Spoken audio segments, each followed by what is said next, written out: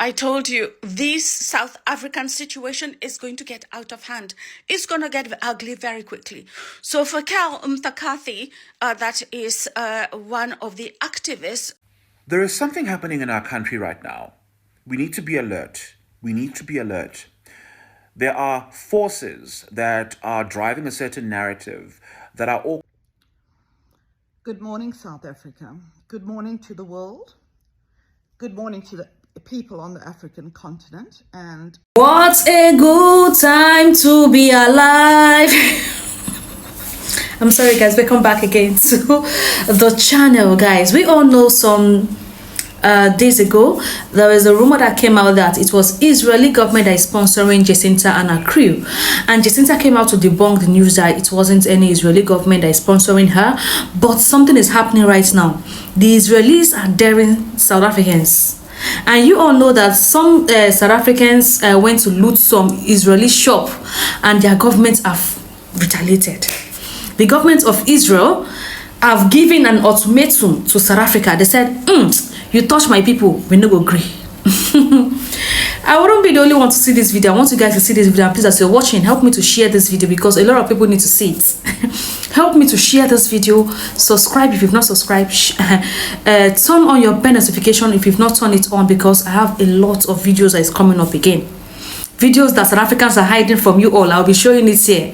It is me. It is my duty. I will show you guys. Don't worry. Just calm down. Subscribe and like this video. Watch the video, guys. I told you this South African situation is going to get out of hand. It's going to get ugly very quickly. So for Cal Mthakathi, that is one of the activists who has been basically gained notoriety for going round with a whip and beating people in the streets. So he is one of the main activists. There seems to be two of them, him and Jacinta Gombezi Zuma. So he has now said he is actually now threatening the Israelis. He said that allegedly the Israelis that live in South Africa are planning a counter protest.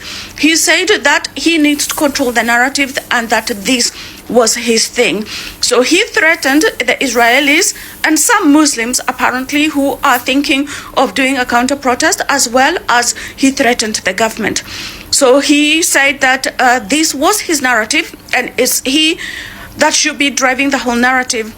Now he is threatening the Israelis, and he's threatening Muslims, and he's threatening the government. He also said that his life is in danger. Some people were trying to kill him.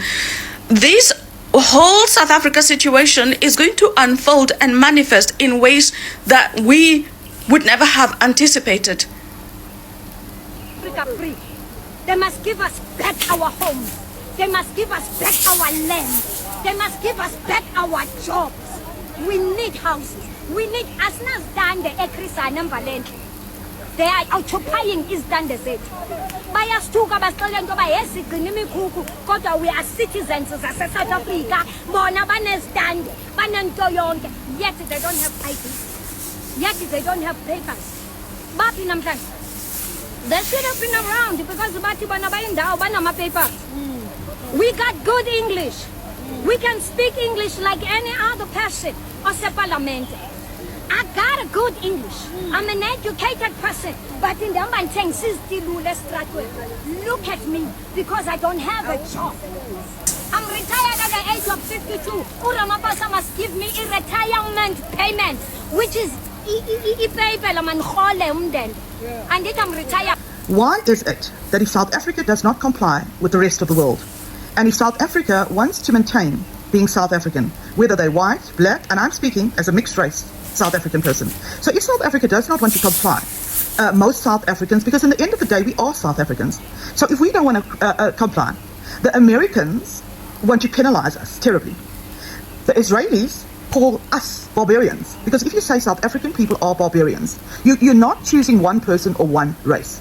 So why is it now, even when the South African people collectively are saying that there's something deadly wrong with our country, we are unable and we are losing control of We are losing control in the police force, we are losing control, and we are falling fast off our moral compass.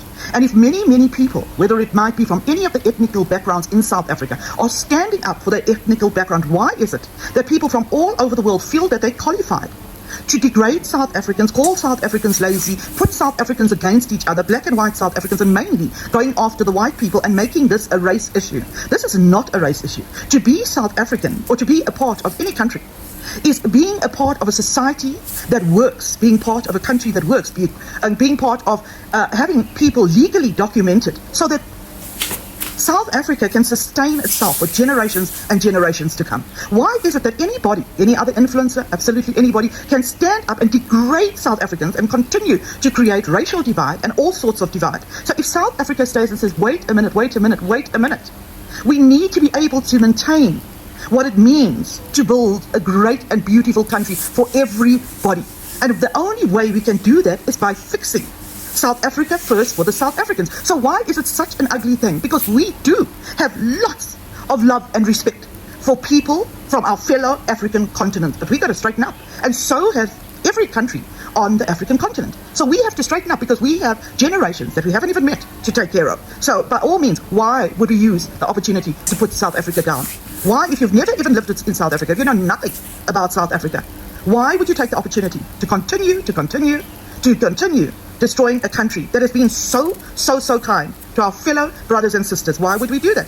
We want a strong and beautiful country so that we can open doors and we can open borders, but we can know that our people are safe.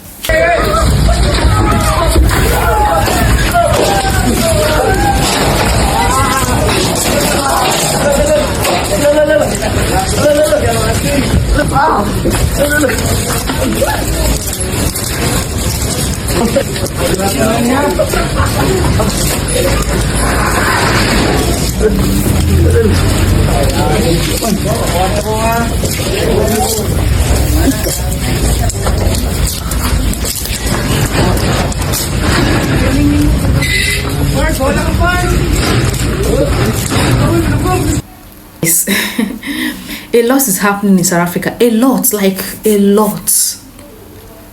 Do I feel sorry for them? Yes, I actually do, because I am just I'm just thinking out loud how the country is gonna look like when people eventually leave their country. I'm just thinking out loud.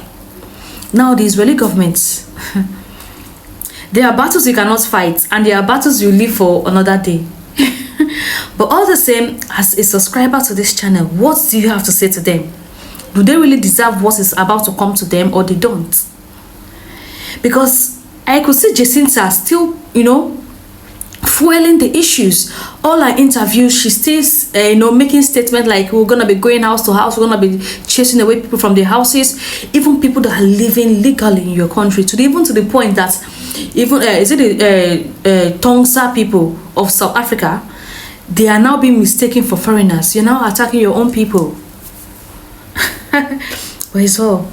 Let me know what you think in the comment section, guys. Please kindly share the video, like and subscribe. See you guys in the next one.